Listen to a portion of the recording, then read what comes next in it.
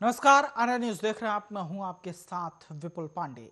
PM Narendra Modi Gujarat के केवड़िया पहुंचे, जहां पर उन्होंने सैन्य कमांडरों के संयुक्त सम्मेलन को संबोधित किया। आपको बता दें कि शीर्ष सैन्य कमांडरों की बैठक में स्टैच्यू ऑफ यूनिटी के निकट हो रही है। अधिकारियों के अनुसार अहमदाबाद हवाई अड्डे पर उतरने के बाद प्रधानमंत्री केवड़िया के लिए रवाना हुए। उन्होंने बताया कि प्रदेश के राज्यपाल आचार्य देवव्रत, मुख्यमंत्री विजय रूपाणी एवं उप मुख्यमंत्री नितिन पटेल ने अहमदाबाद हवाई अड्डे पर प्रधानमंत्री की अगवानी की। प्रधानमंत्री सशस्त्र बलों के शीर्ष कमांडरों के 3 दिवसीय सम्मेलन को संबोधित करेंगे। सम्मेलन की शुरुआत गुरुवार को हुई थी। उन्होंने बताया कि सम्मेलन में हिस्सा लेने के लिए रक्षा मंत्री राजनाथ सिंह शुक्रवार को यहां पहुंचे थे।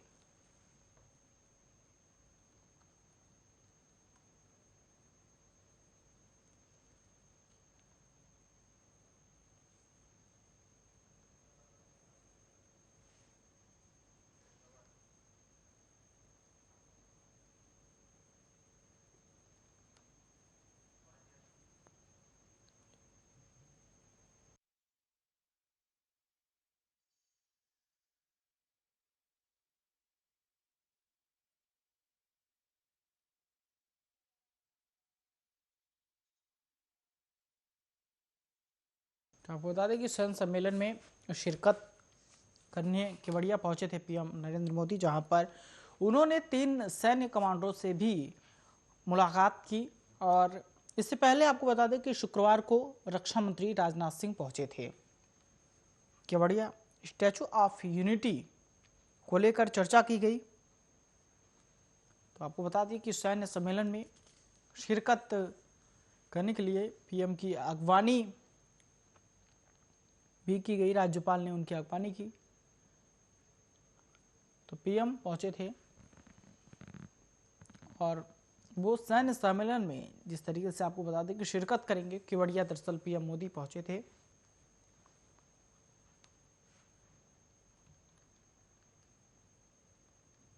इससे पहले आपको बता दें कि सम्मेलन में हिस्सा लेने के लिए रक्षा मंत्री राजनाथ सिंह शुक्रवार को पहुंचे थे, जहां पर उन्होंने वहां के लोगों से बातचीत की और कई मुद्दों पे भी चर्चा हुई। स्टैच्यू ऑफ यूनिटी के बारे में बातचीत की गई। तो सैन्य सम्मेलन दरअसल आपको बता दें कि केवड़िया में किया जा रहा है। और इस तरीके से आपको बताते चले कि पीएम मोदी पहुंचे हैं और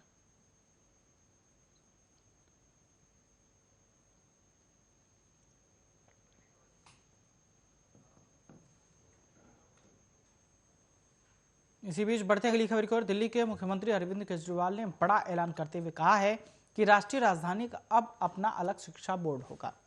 दिल्ली कैबिनेट की बैठक में इस फैसले को मंजूरी दे दी गई है।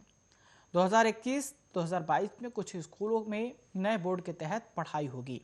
अभी दिल्ली में केवल सीबीएसई, आईसीएसई बोर्ड हैं, लेकिन अब अन्य राज्यों की तरह दिल्ली का भी अपना शिक्षा बोर्ड होगा।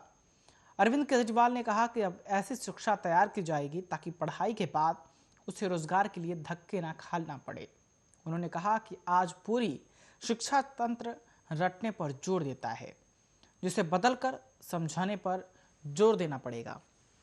अरविंद केजरीवाल ने इसका ऐलान करते हुए कहा कि आज हम लोगों ने दिल्ली के कैबिनेट में Delhi board of school education के गठन को मंजूरी दी है।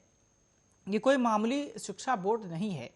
ये शिक्षा बोर्ड बनाने के लिए इसकी जरूरत पड़ी क्योंकि पिछले 6 साल में हमने दिल्ली के बजट का करीब 25% हर वर्ष शिक्षा पर खर्च करना शुरू किया। इससे सरकारी स्कूलों की शानदार बिल्डिंग, अच्छे कमरे और साफ सफाई की व्यवस्था होने लगी। तो कहीं ना कहीं आपको बता दें कि दिल्ली अब अपना जो है अलग से शिक्षा बोर्ड बनाएगी।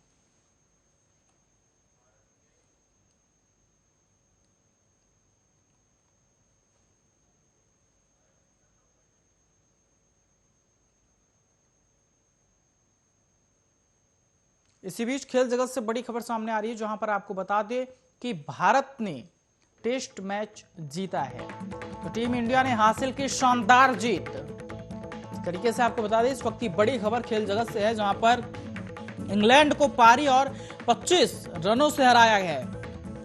इस वक्त की बड़ी और अहम खबर हम आपको बता रहे हैं, टीम इंडिया ने शानदार जीत हासिल की है। टीम इंडिया ने शानदार जीत हासिल की है। आपको बता दें कि इंग्लैंड को 25 रनों से हराया है। इंग्लैंड को 25 रनों से हराया है। तो वहीं आपको बताते चले कि जो क्रिकेट प्रेमी हैं उनमें काफी खुशी की लहर है। टीम इंडिया ने एक बार और जीत हासिल की है। इस वक्त की बड़ी और अहम खबर बता रहे हैं, क्रिकेट प्रेमियों के लिए ये बड़ी खबर है, जहां पर आपको बता दें कि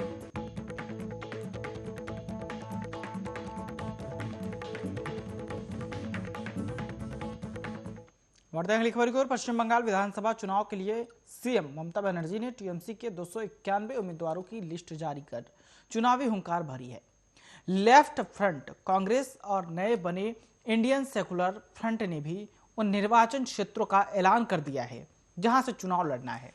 अब बारी बीजेपी की है, जहां उसे नंदीग्राम सहित विभिन्न क्षेत्रों से उम्मीदवारों का ऐलान किया जाना है। वहीं टीएमसी के पूर्व सांसद दिनेश त्रिवेदी बीजेपी में शामिल हो गए। दिनेश त्रिवेदी ने बीजेपी में शामिल होने के बाद कहा कि उन्हें इस स्वर्ण पल का इंतजार था। उन्होंने कहा कि मेरी कभी कारोबार में दिलचस्पी नहीं रही, आज हमने जनता परिवार से जुड़ गया है। तो आपको बता दें कि बीजेपी में आज वो दिनेश त्रिवेदी शामिल हुए, तो उन्होंने कहा कि गर्व की बात है कि आज मैं भारतीय जनता पार्टी में जुड़ा। दरअसल टीएमसी छोड़कर बीजेपी में शामिल हुए थे। बढ़ते अगली खबर की ओर। सीएम योगी लखनऊ में आपको बता दें कि Uttar Pradesh power transmission corporation limited द्वारा 1920 करोड़ रुपए की लागत से 220/132 एवं 132/33 केवी के 27 उपकेंद्रों का लोकार्पण किया।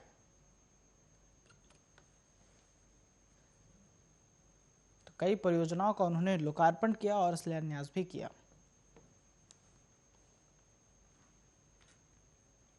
बढ़ते अगली खबर की ओर। बिहार के समस्तीपुर से भीषण रेल हादसे की खबर सामने आई है। समस्तीपुर से मनिहारी जा रही जानकी एक्सप्रेस पोकलेन जेसीबी से टकरा गई। यह टक्कर इतनी खतरनाक थी कि ट्रेन का इंजन बुरी तरह से क्षतिग्रस्त हो गया और जेसीबी के परखच्चे उड़ गए। इस भीषण हादसे में जेसीबी का चालक गंभीर रूप से घायल हो गया है। बता दें कि घटना के बाद स्थानीय लोगों ने चालक को इलाज के लिए अस्पताल में भर्ती कराया। जानकी एक्सप्रेस अपने निर्धारित समय से 18 मिनट देरी से चल रही थी। ट्रेन सुबह 7:30 बजे समस्तीपुर स्टेशन से मनिहारी के लिए निकली थी। ट्रेन जब 8:10 पर नयानगर स्टेशन की तरफ निकली तो 11 के पास लेवल क्रॉसिंग के पास एक जेसीबी से टकरा गई। इस घटना में ट्रेन में सवार किसी यात्री के हताहत होने की कोई खबर सामने नहीं आई है। हालांकि जेसीबी चालक घायल है।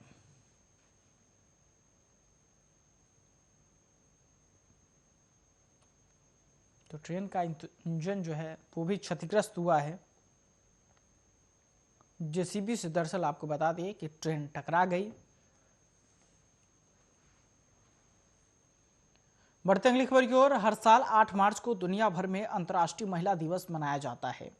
महिला दिवस के मौके पर केंद्र की मोदी सरकार ने महिलाओं को तोहफा दिया है। भारतीय पुरातत्व सर्वेक्षण ने 8 मार्च को अंतर्राष्ट्रीय महिला दिवस पर आगरा के ताजमहल, आगरा लाल किला, फतेहपुर सिकरी समेत सभी स्मारकों में महिलाएं निःशुल्क प्रवेश कर पाएंगी। एएसआई ने इसके आदेश भी जारी कर दिए हैं। दरअसल बीते साल संस्कृति मंत्रालय ने महिलाओं को निःशुल्क प्रवेश देने की सुविधा शुरू की थी, जिसे इस साल भी बढ़ाया गया है। अधीक्षण पुरातत्वविद वसंत कुमार शंडकार ने बताया कि मंत्रालय से आदेश आ चुके हैं। महिला दिवस पर भारतीय हो या विदेशी, सभी महिलाओं को निःशुल्क प्रवेश दिया जाएगा। स्मारकों में प्रवेश के लिए उन्हें टिकट बुक करने की जरूरत भी नहीं है। वहीं 10 से 12 मार्च तक ताजमहल में मुगल शहंशाह शाहजहां के 366वें उर्स पर पर्यटकों का प्रवेश निःशुल्क रहेगा।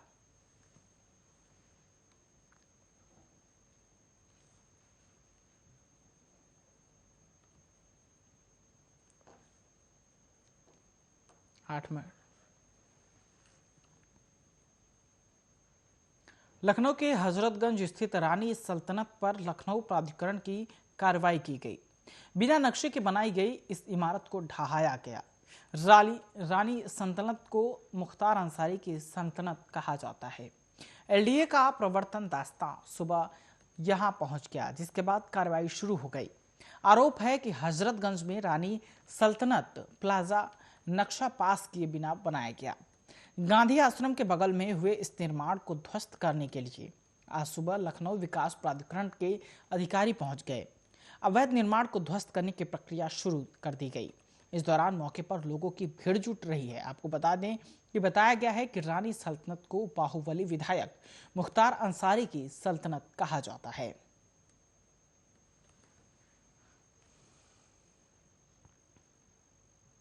उत्तर प्रदेश में अपराधियों और माफियाओं के खिलाफ योगी सरकार का एक्शन लगातार जारी है।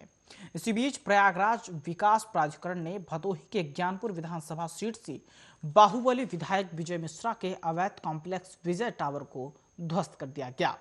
अल्लाहपुर इलाके में पुलिस चौकी के ठीक सामने लगभग 350 वर्ग गज में 4 मंजिला कॉम्प्लेक्स अवैध रूप से बनवाया गया था। यह कॉम्प्लेक्स आपको बता दें कि बाहुबली विधायक विजय मिश्रा की पत्नी मिर्जापुर सोनभद्र सीट से एमएलसी रामलली मिश्रा और उनकी सास इंद्रकली देवी के नाम पर है। दरअसल विजय मिश्रा पर आरोप है कि रेजिडेंशियल को 2 मंजिला इसका नक्शा पीडीए से पास कराया था।